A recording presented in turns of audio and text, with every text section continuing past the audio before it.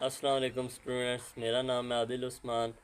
आपके लिए आ गई 9th क्लास की न्यू बुक जो 2025 से लेकर ऑनवर्ड आके यही चला करेगी। अब ये फेडरल बोर्ड के अलावा जो है रावलपिंडी, गुजरांवाला, जितने भी लोअर बोर्ड इनमें यही मैथ की बुक चला करेगी।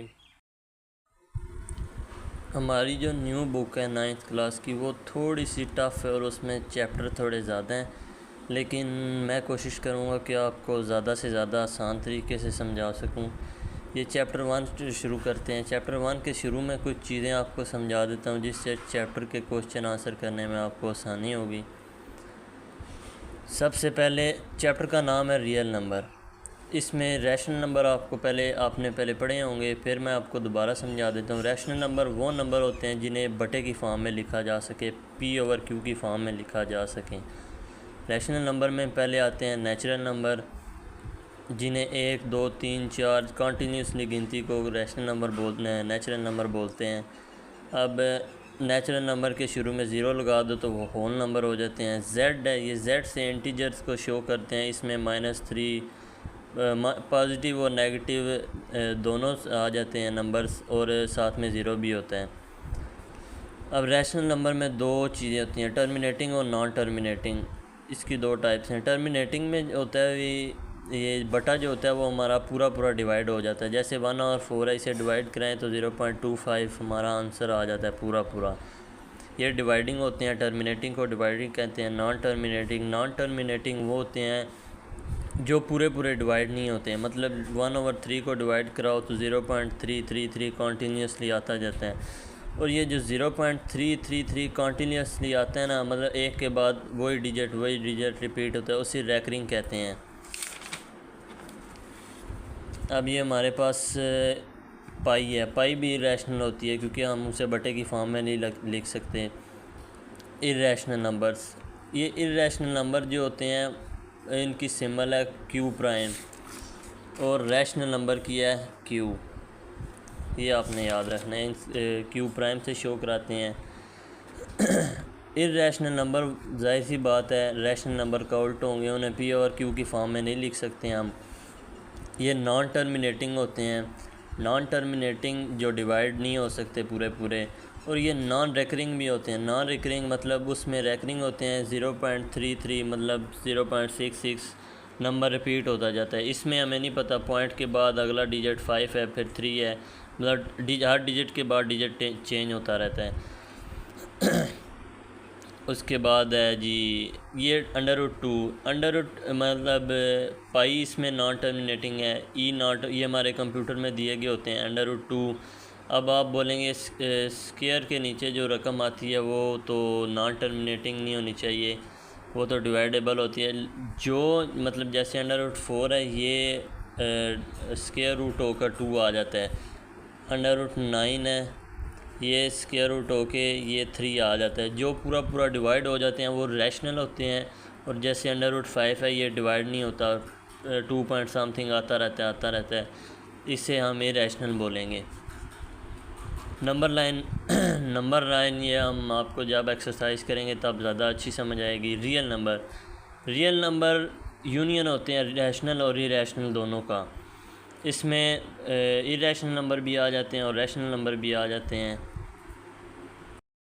प्रॉपर्टीज़ ऑफ रियल नंबर की प्रॉपर्टीज़ होती हैं एडिटिव और मल्टीप्लिकेटिव डिफरेंट होती है। एडिटिव की आगे से 5 टाइप हैं। क्लोजर प्रॉपर्टी, ये देखने में थोड़ी सी मुश्किल लगती हैं लेकिन होती बहुत ईजी हैं। क्लोजर प्रॉपर्टी में होते हैं कोई से भी आपने 2 रियल नंबर लेने हैं, उनका एडिशन करानी है तो हमारा आगे से दोबारा रियल नंबर आ जाएगा। ये मैंने इधर एक एग्जांपल भी दी हुई है। 2 + 3 करें तो 5 आ जाता है, तो 5 भी रियल नंबर ही है। आगे कम्यूटेटिव प्रॉपर्टी है क्या नाम है, कम्यूटेटिव प्रॉपर्टी होती है A + B = B + A। मतलब कोई से भी आपने 2 रियल नंबर लेने हैं, उनको एक फॉर्मेट में ऐड करना है, फिर उसी उल्ट फॉर्मेट में ऐड करेंगे। जैसे हम लेते हैं 3 + 5 लेते हैं और 5 + 3 लेते हैं, तो ये 3 + 5 का भी 8 ही आंसर आता है, 5 + 3 का भी 8 ही आंसर आता है। एक है एसोसिएटिव। आपने याद रखना है कि कम्यूटेटिव में 2 डिजिट होते हैं और एसोसिएटिव में 3 होते हैं, 3 को ऐड करते हैं। a plus b plus c, b plus c में ब्रैकेट लगाएं या a प्लस बी में लगाएं, आंसर हमारा वही आएगा। 3 प्लस 4 7 होगा, 7 प्लस 2 9 होगा, इधर भी 9 आएगा। 2 प्लस 3 5 होगा, 5 प्लस 4 9 ही आएगा। तो हमारी एसोसिएटिव प्रॉपर्टी होल्ड करती है। एडिटिव आइडेंटिटी होती है कोई सी भी नंबर को आप ऐड कराएं ना, 0 को आप किसी भी नंबर से ऐड कराएं तो वही आंसर रहेगा। मसलन हम 5 प्लस 0 करवाते हैं तो हमारा 5 ही आंसर रहेगा। ये एडिटिव आइडेंटिटी होती है। 0 इन्वर्स होती है हम किसी भी चीज़ के साथ उसका उल्ट ऐड कराएं तो हमारा आंसर 0 आ जाए। ए के साथ माइनस ए ऐड कराएंगे तो ए और ए काट देंगे तो 0 आंसर आ जाएगा। मतलब 5 माइनस 5 करेंगे तो हमारा आंसर 0 आ जाएगा। ये एडिटिव इन्वर्स होता है। आगे मल्टीप्लिकेटिव प्रॉपर्टी आ जाती है। मल्टीप्लिकेटिव में होता है जी क्लोजर वही जो मैंने आपको आगे बताया है। a प्लस बी करें, इधर मल्टीप्लिकेटिव आ जाती है। 2 मल्टीप्लाई 3 करें तो 6 रियल नंबर आ जाता है, 6 भी रियल नंबर है। आगे कम्यूटेटिव प्रॉपर्टी, कम्यूटेटिव में a मल्टीप्लाई b और b मल्टीप्लाई करें तो सेम आंसर आना चाहिए। 3 2 6 होता है, 3 2 इधर भी 6 ही आएगा। एसोसिएटिव आगे मैंने आपको बताया है। कम्यूटेटिव में 2 होते हैं डिजिट और एसोसिएटिव में 3 होते हैं। एसोसिएटिव में a into B multiply C करेंगे और a मल्टीप्लाई बी इंटू सी करेंगे। 2 ब्रैकेट 3 मल्टीप्लाई 4 मल्टीप्लाई 3 12 12 2 24, इधर भी 24, 3 2 6 6 4 24, इधर भी 24 इक्वल। अगर अब मल्टीप्लिकेटिव आइडेंटिटी वो जिसमें किसी भी नंबर के साथ 1 को मल्टीप्लाई करवाएं तो वही नंबर है। मतलब 7 को हम 1 के साथ मल्टीप्लाई करवाएंगे तो हमारा 7 ही रहेगा आंसर। इसे मल्टीप्लिकेटिव आइडेंटिटी कहते हैं। अब मल्टीप्लिकेटिव इन्वर्स वो होता है हम एक डिजिट के साथ उसी का उल्ट मल्टीप्लाई करवाएं तो हमारा आंसर 1 आ जाए, 1 डिजिट आंसर आ जाए। जैसे हम a को a के साथ उसके उल्ट के साथ डिवाइड कराते हैं तो हमारा आंसर 7 को 7 के साथ कराएं तो हमारा 1 आंसर आ जाएगा। आगे डिस्ट्रीब्यूटिव प्रॉपर्टी ऐसी होती हैं उनमें एडिशन भी और मल्टीप्लिकेशन भी एट अ टाइम आ जाता है। अब डिस्ट्रीब्यूटिव प्रॉपर्टीज़ की भी आगे से 2 टाइप्स हैं। एक लेफ़्ट डिस्ट्रीब्यूटिव प्रॉपर्टी है और राइट डिस्ट्रीब्यूटिव प्रॉपर्टी है। ये लेफ़्ट डिस्ट्रीब्यूटिव प्रॉपर्टी है, उसमें क्या होता है जी, हमारी जो मल्टीप्लिकेटिव आइडेंटिटी होती है वो हमारी लेफ़्ट साइड पर आ जाती है और राइट वाले में हमारी राइट पर आ जाती है। होता मल्टीप्लिकेशन ही है दोनों की तरफ, लेकिन एक राइट साइड आ जाती है और दूसरी लेफ़्ट साइड आ जाती है। ये left distributive property with respect to addition है और ये जिसमें सब्सट्रैक्शन आ जाए left distributive property with respect to subtraction. ये राइट डिस्ट्रीब्यूटिव है, right distributive with respect to addition, right distributive with respect to subtraction. आगे आ जाती है प्रॉपर्टीज़ ऑफ इक्विडिटी। अब हमारे पास आ जाती है रिफ्लेक्सिव प्रॉपर्टी। रिफ्लेक्सिव में वो बोलता है कि अगर रिफ्लेक्सिव निकली है अक्स से, अगर हम शीशे के सामने खड़े हों तो हमें अपना आप ही नज़र आएगा ना। जैसे a बराबर है a के, 5 बराबर है 5 के। सिमेट्रिक प्रॉपर्टी है दूसरी। सिमेट्रिक में वो कहता है a अगर b के इक्वल है तो हम ये भी तो कह सकते हैं कि b a के इक्वल है। ट्रांजिटिव प्रॉपर्टी में वो कहता है कि a अगर b के इक्वल है और b आगे से किसी और c के इक्वल है, a और c भी फिर इक्वल ही होंगे। एडिटिव प्रॉपर्टी में वो कहता है कि a अगर b के इक्वल है और हम a में किसी चीज़ को ऐड कराएं तो b में भी ऐड कराना पड़ेगा, तो वो a और b दोनों बराबर ही हो जाएंगे। मल्टीप्लिकेटिव प्रॉपर्टी में वो कहता है अगर हम a के साथ किसी चीज़ को मल्टीप्लाई करवाएंगे तो b के साथ भी वही चीज़ मल्टीप्लाई कराएंगे और आंसर हमारा बराबर आ जाएगा।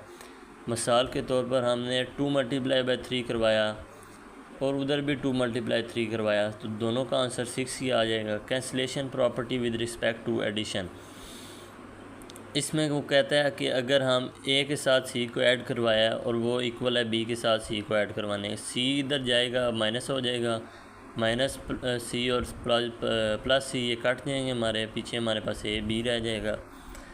Cancellation property with respect to multiplication, इसमें वो कहता है कि अगर हमारे पास ए सी बराबर है बी सी के, तो हम अगर सी को कट कर देंगे, सी उधर जाके डिवाइड होगा तो वो कट हो जाएगा, पीछे हमारे पास ए बी रह जाएगा।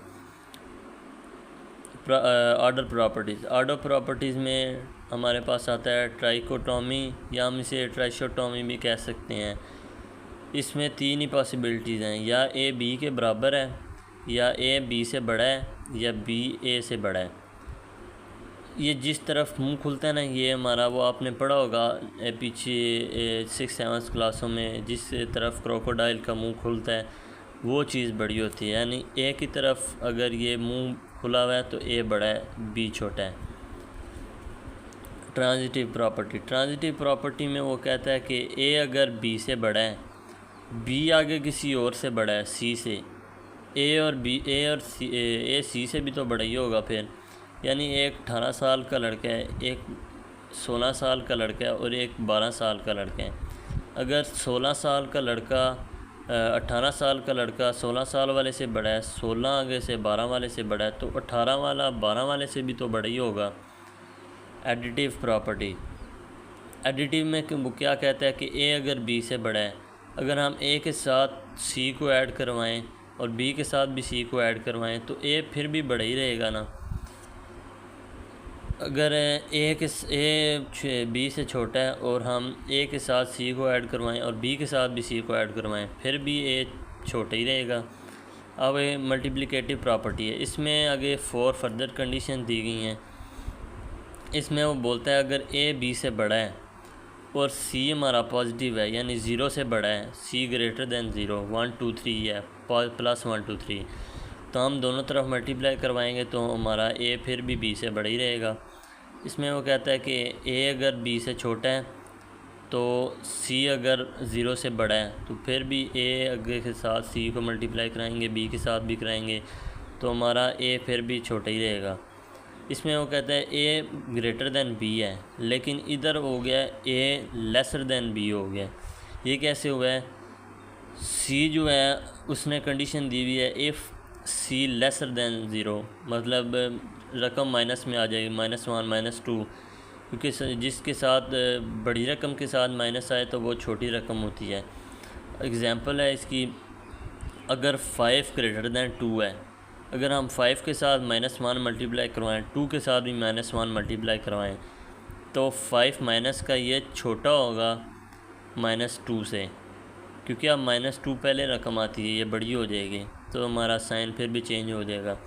ए लेस दैन बी वही कंडीशन है, अगर हम ये उल्टा हो जाएगा, सी से लेसर हो तो ये इसे बड़ा कर देगा ए सी को। आगे हमारी आ जाती है डिवीजन। डिवीजन में वो कहता है कि ए अगर लेसर दैन बी है, ए को सी के साथ डिवाइड करवाएं और बी को सी से डिवाइड करवाएं, इफ़ सी ग्रेटर दैन 0, मतलब पॉजिटिव रकम है, तो फिर भी वो ए छोटा ही रहेगा। अगर इसमें है ए लेसर दैन बी है, लेकिन इधर ए ग्रेटर दैन बी हो गया, वो कैसे हुआ है कि वो कहता है अगर इफ़ सी लेसर दैन, मतलब माइनस की रकम आ गई है, ए और सी माइनस होगा तो वो इसे बड़ा कर देगा इससे। रेसिप्रोकल में वो कहता है कि इसमें भी हमारी जो रकम होती है वो उल्ट होके छोटी हो जाती है, मतलब अगर 1/7 है, नहीं बल्कि 7 है ग्रेटर दैन 2, अगर 1/7 हो जाएगा, 7 अब नीचे चला गया तो वो डिवाइड में हो गया, वो जितना उसको 7 1000 वो आप डिवाइड करवाएंगे तो 0 बढ़ते चले जाएंगे, वो फिर हमारा ग्रेटर दैन लेसर दैन 1/2 हो गया। और इसमें वो कहता है ए ग्रेटर दैन बी है, वही अब बी ग्रेटर दैन ए हो गया। ये एग्जांपल भी दी हुई है मैंने। चलिए जी, मैंने आपको समझा दिया वो सब कुछ। अब एक्सरसाइज 1.1 शुरू करते हैं। 1.1 में पहले सवाल में वो कहता है कि identify each of the following as irrational और रैशनल। आइडेंटिफाई निशानदेही करें जो नीचे रकमें दी हुई हैं उनकी एज अ रैशनल और इर्रेशनल। बताएं कि ये कौन सी रकम रैशनल है और कौन सी इर्रेशनल है। पहला सवाल है 2.353535, जो मैंने आपको पीछे समझाया है कि जो रकम पॉइंट के बाद रिपीट हो और मुकम्मल हो जाए उसे रैशनल कहते हैं कि। और ये दूसरा सवाल है 0.6 बार है, 6 रिपीट हो रहा है, ये भी रैशनल है। ये तीसरी है 2.2360, कोई भी नंबर रिपीट नहीं हो रहा, हर डिजिट के बाद नंबर चेंज होता जा रहा है, ये इरेशनल है। आगे स्क्वायर रूट 7, मैंने आपको पीछे बताया था कि स्क्वायर रूट के नीचे जो भी रकम आ जाए जो नॉन डिवाइडिंग हो, मतलब 4 जो होता है उसका पूरा पूरा स्क्वायर निकल आता है 2, 9 का पूरा पूरा स्क्वायर निकल आता है 169 का पूरा पूरा निकल आता है 13, ये सारे रैशनल होते हैं। लेकिन जिसका स्क्वायर रूट नहीं निकलता, अब जैसे 7 का नहीं निकलता, ये इरेशनल है। ये हमारे कैलकुलेटर में दिया जाता है, ये भी रेगुलर नंबर नहीं होते, यार डिजिट के बाद नंबर चेंज होता रहता है, ये भी इरेशनल। पाई भी चेंज होता रहता है, इरेशनल। अब ये भी पाई है, ये मेरे से 11 लिख दिए मैंने, ये पाई है। इरेशनल के साथ कोई भी मल्टीप्लाई ऐड कुछ भी हो वो इरेशनल ही रहती हैं। ये दोनों इरेशनल ऐड हो रहे हैं, ये भी इरेशनल ही होगी। ये 15/q हमने 15/4 हमने पीछे पढ़ा है कि कोई भी रकम जो बटे की फॉर्म में लिखी जा सके वो रैशनल होती है, जो इसकी डेफिनेशन थी। मैं ये 10वां सवाल, ये थोड़ा सा हल करने वाला है। ये हमने पीछे फार्मूला पढ़ा हुआ है कि अगर a+b हो मल्टीप्लाई a-c हो रहा हो और a-b हो रहा हो, तो दोनों रकमें सेम हो लेकिन बीच का साइन मुख्तलिफ हो, तो वो a² - b² हो जाता है। इधर भी हमने वही किया, 2² √2² हो जाएगा, माइनस सेंटर में साइन माइनस का आ जाएगा। स्क्वायर 4, 2 का स्क्वायर 4 आ जाता है हमारा, ये स्क्वायर रूट और ये स्क्वायर कट जाते हैं, हमारा 2 आ जाता है। 4 - 2 2, जैसे हमें पता है 2 के नीचे 1 आ सकता है, ये बटे की फॉर्म में लिखा जा सकता है, ये भी रैशनल नंबर है। आगे दूसरा क्वेश्चन, दूसरे सवाल में वो हमें कहता है कि रिप्रेजेंट ऑन नंबर लाइन। बोलता है कि √2 आपका सवाल है, उसे नंबर लाइन पे रिप्रेजेंट करेंगे। हम कैलकुलेटर, अगर आपकी कैलकुलेटर है आपके पास तो √2 करके देख लें, वो हमारा 1.44 के इक्वल आ जाता है। ये नंबर लाइन कैसे बनाते हैं, ये आपने एक सीधी लाइन ड्रा कर लेनी है, इस तरफ आपने पॉजिटिव नंबर लिखने हैं सेंटर में 0 और इस तरफ नेगेटिव नंबर लिखने हैं। ये अब मैंने कैसे बनाया है, 1 हमारे पास पूरा नंबर है, 1 पे जाना है, 1 पे जाके आपने एक डी लेनी है और एक पुरकार आपको चाहिए होगा। पुरकार हमने डी जो है हमने इधर 1 पर कंप्लीट जाना है, 1 पर जाके हमने इधर 90 डिग्री पर जाके निशान लगा लेना है। ये हमने निशान लगाया, निशान लगाने के बाद हमने ये मेजर करना है कि ये इधर से 1 के बराबर हो रही है। हमने एक आर्क ले लेनी है, इधर आर्क लेकर हमने एक सीधी लाइन खींच देनी है, फिर इस आर्क को इधर मिला देना है हमने। फिर जो हमारा हमने आपको पता होगा, पीछे आपने 8th क्लास में पाइथागोरस थ्योरम पढ़ा होगा, ये 2 साइडों की रकम मालूम हो तो हम उनको ऐड करके स्केयर लेके तीसरी साइड की रकम मालूम कर सकते हैं।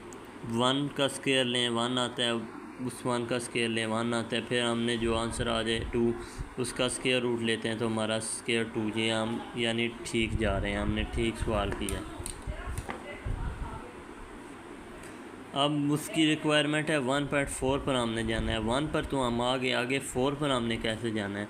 आगे हमने इसके बराबर लेकर ये आर्क लगाई थी, अब यहाँ से हमने बराबर लेकर यहाँ से इतनी, अब यहाँ पर हमने रख के तो फिर आर्क से इधर से जाना है, हमने ये निशान लगाना है। ये हम 4 पर आ गए हैं, ये हमारा क्वेश्चन हल हो गया। आगे दूसरा सवाल, ये पहले 2 सवाल थोड़े से मुश्किल हैं, ये मैंने इसीलिए पूरी लिख दी एक्सरसाइज ताकि वीडियो लंबी ना और बच्चों को सही से समझ आ जाए। ये थोड़ी सी मेरे से गलत हो गई, ये पेन वाली नहीं है, ये जो पेंसिल से बनी हुई है ना, ये हमारा है। हमने √ कैलकुलेटर पर लिया, 1.7 आ गया, हमने 1 तक तो सीधा जाना है, 1 से आगे हमने 7 पर किस तरह जाना है वो हमने अब देखना है। हमने ये 90 डिग्री का लिया, ये सीधा ऊपर हमने इधर निशान लगा लिया। वही उसी तरह इसके बराबर हमने आर्क ले ली, इधर आर्क लगाई हमने, फिर हमने एक लाइन खींच ली इससे और इसके ट्रायंगल, राइट एंगल ट्रायंगल ये होते हैं, हमने बना लिया।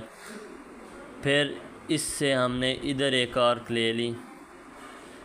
वो आर्क हमने कैसे लेनी है, ये हमने 90 डिग्री रखना है, इसके बराबर रखना है, इधर निशान लगा लेना है हमने, और फिर हमने उसी से ये आर्क लगा ली। अब ये हमने ये लाइन लगा ली, ये हमारा एक और राइट एंगल ट्रायंगल बन गया। ये 1 और 1 हमने पहले √2 मालूम कर लिया था, लेकिन हमारा है √3। वो हम कैसे मालूम करेंगे, √2 इस ये साइड होगी और ये साइड भी हमारी 1 है।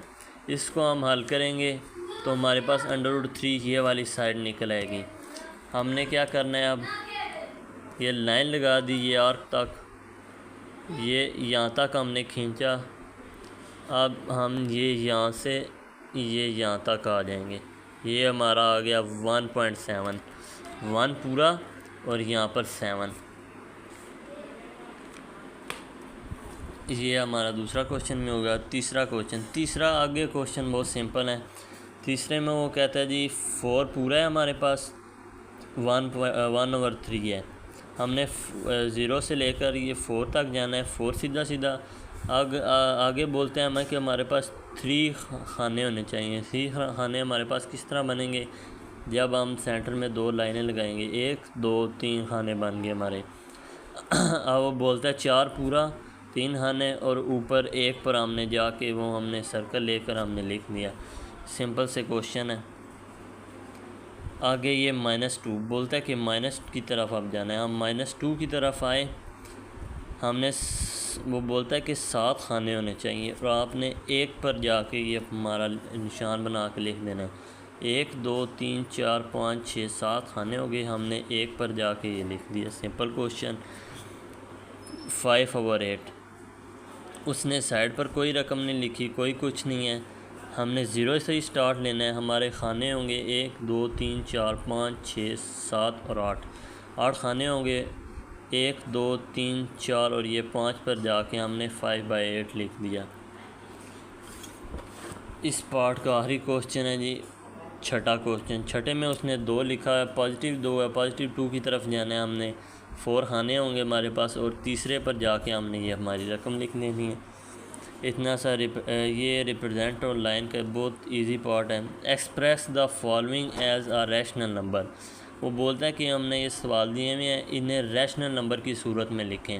रैशनल नंबर कौन सी फॉर्म होती है, वो बटे की फॉर्म होती है। बटे की फॉर्म में लिखने के लिए हम करेंगे, इसे x से लेट करेंगे, x = 0.4। बार का मतलब होता है ये कॉन्टीन्यूसली एक ही नंबर चल रहा है। 0.444 कॉन्टीन्यूसली चल रहा है। हम दोनों तरफ आपने इस चीज़ का ध्यान करना है कि अगर पॉइंट के बाद सेम नंबर रिपीट हो रहा है तो आपने 10 के साथ मल्टीप्लाई करवाना है। अगर पॉइंट के बाद 4 7 4 7 4 7 इस तरह नंबर रिपीट हो रहा है, यानी 2 नंबर रिपीट हो रहे हैं, तो आपने 100 से मल्टीप्लाई करवाना है। अगर 3 नंबर रिपीट हो रहे होंगे 4 7 3 4 7 3 4 7 3, तो हम 1000 से मल्टीप्लाई करवाएंगे। 10 × x करवाया 10x हो गया। 10 × 0.44 आप कैलकुलेटर पर कर लेना। 4.444 ये कंटिन्यूसली चलता जाता है। 10x हो गया, 4 हमने अलग कर लिया, प्लस 0.444 प्लस करें तो यही आ जाता है। हमने ये x से लेट किया हुआ था, ये देखें, ये x = 0.44 है। इसकी जो x लिख दिया, x इधर गया माइनस हो गया, 10 - x हो गया, या 9x हो गया = 4। x इधर ही रहेगा, 9 उधर जाके डिवाइड हो जाएगा। हमारी रैशनल फॉर्म आ गई है, बटे की फॉर्म P/Q 4/9 यानी आ गया। दूसरा क्वेश्चन है 0.3737 कंटिन्यूसली चल रहा है। ये बार हमें शो करवाती है कि क्वेश्चन कंटिन्यूसली चल रहा है। आगे हमने x से वही उसी तरह लेट कर लिया 0.3737। मैंने आपको आगे बताया कि अगर एक डिजिट रिपीट हो तो 10 से 2 हो तो 100 से करवाना है। 100 × x हो गया, 100 × 0.3737, ये हमारा 37.3737 आ गया। इधर 100x आ गया, 100x उसी तरह 100x नीचे चलता जाएगा। ये 37 को हमने फिर अलग कर लिया, हम इन दोनों को प्लस करेंगे तो ये रकम आ जाएगी हमारे पास। ये हमने एक्स से लेट किया हुआ है, ये देख लें एक्स से लेट हुआ हुआ है, एक्स आ जाएगा इसकी जगह, एक्स उधर जाएगा माइनस हो जाएगा, 100 में से एक्स माइनस किया 99 आ जाएगा, 99 इज इक्वल टू 37। हाँ इधर 37 आता है, sorry, X is equal to 37/99 हमारा आंसर आ गया रैशनल फॉर्म। ये क्वेश्चन में उसी तरह ही है, 0.21 बार आई चलता जाएगा, 100 से मल्टीप्लाई कराएंगे 100x होगा, ये 21 अलग होगा, इसकी जगह x आएगा, ये x इधर आएगा माइनस होगा 99x। ये मैथ बहुत इजी सब्जेक्ट है, बच्चों ने भी मुश्किल बनाया हुआ है। 21/99 हमारा आंसर आ गया बटे की फॉर्म में, सिंपल सा क्वेश्चन। आगे 4 में वो हमारा कहता है कि ये हमें क्वेश्चन दिए हुए हैं, आपने इसकी प्रॉपर्टीज़ को यूज़ करते हुए इनके नाम बताने हैं। सिंपल सा क्वेश्चन है। पहला क्वेश्चन है a+4+b a+4+b। इधर इस ये हमारी है, मैंने तो आपको बताया था 3 रकमें होगी तो एसोसिएटिव प्रॉपर्टी होगी, और प्लस का साइन है, ये associative property with respect to addition है। आगे हम दूसरे क्वेश्चन पर चलते हैं। दूसरे क्वेश्चन में है √3 + √2 फिर इज़ इक्वल टू √3 + √2। ये हमारे, मैंने आपको बताया था 3 होंगी तो एसोसिएटिव 2 होंगी तो कम्यूटेटिव होगा। ये कम्यूटेटिव प्रॉपर्टी है, विद रिस्पेक्ट टू प्लस का साइन है तो एडिशन हो जाएगा। x - x is equal to 0 है। ये x मैंने आपको बताया था कि अगर हम एक रकम है उसके इक्वल से हम उसे ऐड अपोजिट इक्वल से उसे ऐड करवाएंगे तो हमारा जो आंसर आना चाहिए वो 0 होगा, तो वो हमारी एडिटिव इन्वर्स आइडेंटिटी होती है। तो हमने x को उसके उल्ट से ऐड किया तो हमारा एडिटिव इन्वर्स 0 आ गया। 16 + 0 ये एडिटिव आइडेंटिटी है। एडिटिव आइडेंटिटी वो होती है 0 मतलब जिसे हम कहते हैं किसी भी रकम के साथ हम उसे ऐड करवा लें तो हमारा 0 वही आंसर आना चाहिए। 16 को 0 के साथ ऐड कर लें तो 16 ही आएगा। आगे हमारा 4 क्वेश्चन है, सॉरी 6 बल्कि 4 है, 5 पहले कर दिया 4 बाद में। चलें आगे, ये है मल्टीप्लिकेटिव भी आ गई है और एडिटिव भी आ गई है। पीछे मैंने आपको समझाया था कि अगर मल्टीप्लिकेटिव और एडिटिव दोनों आ जाएं तो वो हमारा डिस्ट्रीब्यूटिव प्रॉपर्टी हो जाती है। अब इसमें a मल्टीप्लाई वाली चीज़ पहले आ गया तो ये लेफ़्ट में है, तो लेफ़्ट में a × b + a × c हो जाएगा। ये लेफ़्ट डिस्ट्रीब्यूटिव प्रॉपर्टी है, सेंटर में एडिटिव का एडिशन का साइन है, left distributive property with respect to addition. ये बड़े सिंपल क्वेश्चन है। आगे छठा क्वेश्चन है 100 × 1 इज इक्वल टू 100। ये हमारी मल्टीप्लिकेटिव आइडेंटिटी है। मल्टीप्लिकेटिव आइडेंटिटी वो थी कि 1 को किसी भी रकम से मल्टीप्लाई करवा दें तो वो ये रकम दोबारा आ जाती है, ये मल्टीप्लिकेटिव प्रॉपर्टी है। उसके बाद 4 × 5 × 8 4 × 5 × 8। इसमें ये मैंने आपको बताया था मल्टीप्लिकेटिव एसोसिएटिव प्रॉपर्टी है। 3 रकमें हैं, इधर भी 3 रकमें हैं, मल्टीप्लाई करवाएंगे, इधर सेम आंसर इधर सेम आंसर। ये associative property with respect to multiplication हो गया। कम्यूटेटिव प्रॉपर्टी है, 2 रकमें हैं, इधर भी ए बी है उधर बी ए है, उल्टा है, तो ये commutative property with respect to multiplication. इसमें भी नेम द प्रॉपर्टीज़ करना है। इसमें हमारे पास क्वेश्चन है जी -3 < -1। कंडीशन उसने क्या दी है, 0 जो है वो <2 है।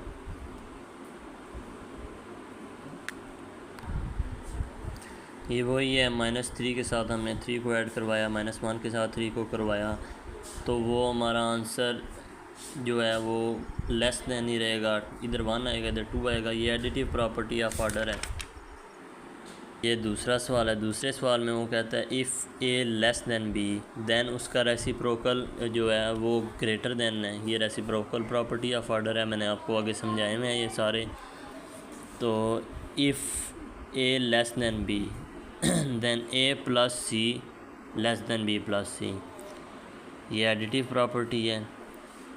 वो बोल रहा है कि if A C greater than less than B C and c greater than 0, यानी c पॉजिटिव है then A greater than A less than B. तो ये कौन सी है, मल्टीप्लिकेटिव प्रॉपर्टी है हमारी। वो बोल रहा है कि ए सी से छोटा है और बी सी क्या नाम है, वो भी सी से छोटा है, ए से छोटा है। सी जो है वो ज़ीरो से छोटा है। तो देन हमारा आंसर आ गया ए ग्रेटर दैन बी, यानी ये उल्ट हो गया है। माइनस था ये सी, मल्टीप्लिकेटिव प्रॉपर्टी हो गया ये हमारी, लेकिन ये विद रिस्पेक्ट टू क्या नाम है, कंडीशन दी हुई है हमने, माइनस है। उसके बाद है 6वां सवाल, either A greater than B, A is equal to B और ए लेस दैन बी। ये मैंने आपको बताया था ट्राइकोटॉमी होता है। ये पहली हमारी ऑर्डर ऑफ प्रॉपर्टीज़ की प्रॉपर्टी थी हमारी। आगे छठा सवाल है। छठे सवाल में वो छठा क्वेश्चन है। छठे क्वेश्चन में वो कहता है कि insert to rational numbers between. ये जो दो रैशनल नंबर हैं इनके दरमियान में दो रकमें मालूम करें। तो ये हमारे पास बड़ा इजी होता है कि हम दो रकमों को प्लस करते हैं, उनको 2 पे डिवाइड कर देते हैं तो हमारी रकम निकल आती है, एवरेज निकल आती है। पहली एवरेज मालूम करने के लिए हम करेंगे, ये रेसिप्रोकल फॉर्म में है, बटे की फॉर्म में है, तो हम इनका लेंगे एलसीएम। 1/3 प्लस 1/4 है। ये 12 हमारा एलसीएम आ जाएगा। 4 × 3 करें 12 आ जाएगा। ये हमारे पास 3 × 3 4 12 होता है, तो हमारे पास ऊपर 4 आ जाएगा। ये 4 × 4 3 12 होता है, तो हमारे पास 3 आ जाएगा इधर। 4 + 3 होगा तो 7/12 हमारा आंसर आ जाएगा। तो हमने इसे 2 पर डिवाइड करा देना है, मल्टीप्लाई बाय 1/2 हो जाएगा। 7/24 हमारा ये फर्स्ट हमारी जो बीच सेंटर वाली रकम है इस जो क्वेश्चन की हमारी वो आ जाएगी। सेकंड मालूम करने के लिए हम देखें, अगर ये हमारी एक ये साइड है, एक ये साइड है, ए और बी है, हमने अगर सी मालूम कर लिया है तो हम सी और बी के दरमियान वाली भी तो मालूम कर सकते हैं। जो डी हम कह सकते हैं वो इजी हो जाएगी। हमने ये सी वाली रकम ले ली, ये जो हमने मालूम की है ये, और हमने ये बी वाली रकम ले ली 1/4। ये सी रकम और बी रकम का हमने अब इनका एलसीएम लेकर हमने 2 पर डिवाइड कर देना है, तो वो हमारे पास आ जाएगा। ये बड़ी रकम है, बड़ी रकम का एलसीएम आ जाएगा 24 से डिवाइड होकर 7 ही आ जाएगा। 4 6 24 होता है, 6 ऊपर चला जाएगा। 7 + 6 13 हो जाता है, 24 उसी तरह आ जाएगा। अब 13/24 को 2 से डिवाइड कराना है, ये ऊपर आ जाए, ऊपर आकर बटे की फॉर्म में आ जाएगा। 13 उसी तरह 24 2 48, ये हमारी दूसरी रकम भी मालूम होगी। दूसरा सवाल भी इसी तरह ही है, वो और ज़्यादा इजी है क्योंकि वो बटे की फॉर्म में नहीं है। 3 और 4 की बीच की रकमें मालूम करनी है हमें। 3 और 4 को ऐड करेंगे, 2 पर डिवाइड कर देंगे, हमारा 7/2 ये एक रकम आ जाएगी हमारी। फिर हमने 7/2 को ऐड करवाना है, ये वही मैंने आपको बताया कि अगर हमने ये दो मालूम कर ली हैं तो ये सेंटर वाली मालूम कर ली है, तो ये भी मालूम कर सकते हैं। तो इसको मालूम करने के लिए हमने पहले ये वाली रकम ले ली, फिर बी की रकम ले ली। 7/2 + 4 ले लिया, 2 एलसीएम आ गया। 2 4 8 होता है, 7 + 8 15 हो गया, 15/2। अब हमने 15/2 को एवरेज लेने के लिए 2 से डिवाइड कर दिया, 15/4 आ गया। ये हमारे ये बीच की रकमें आ गई। ये हमारा लास्ट क्वेश्चन है। 3/5 और 4/5। 3/5 को एलसीएम लेना है, एलसीएम सेम है 5। 3 + 4 हो जाएगा 7, 7/5 हमारे पास आंसर आ जाएगा। फिर हमने इसे 2 से डिवाइड करा देना है, हमारे पास 7/10, ये पहली रकम आ गई। दूसरी रकम में हमने क्या करना है, 7/10 + 4/5 लेनी है। इसका एलसीएम 10 आ जाएगा। 10 से डिवाइड हो 7 ही रहेगा। 5 2 10 होता है, 4 8 2 8 हो जाएगा। 8 + 7 15 हो जाता है, ओवर 10 होगा। हमने दूसरी रकम मालूम करने के लिए 2 से डिवाइड करना है, वही हमारे पास 15 मानदार 15 होगा। 10 2 20 हो जाएगा हमारे पास दूसरा। ये थी हमारी पहली एक्सरसाइज 1.1।